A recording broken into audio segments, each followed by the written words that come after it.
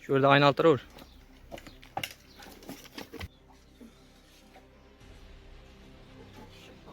Mana bu miyah, üçlük miyah mı? O da var. Hareketinden çıkan narsa. Ne kadar bu? Mal temir bilen şog'ullangan mı diyemem. Temir çıkan mı? Temir bilen azıklangan. Fojia bu. Ha, mereke bu ne oldu? Beşlik miyik. Ne yapmaz? Ama ne emas mı o? Kılıç. Kılıç. Tek miydi? Kılıç ku. Ne nasıl? Şu boyuttan uçu bu. Mereke Xudo xolasa içinden çıkan vejler. Som, temir, miyah, hamma narsa bor bunun. Askolka, temirning mayda bo'laklari bari.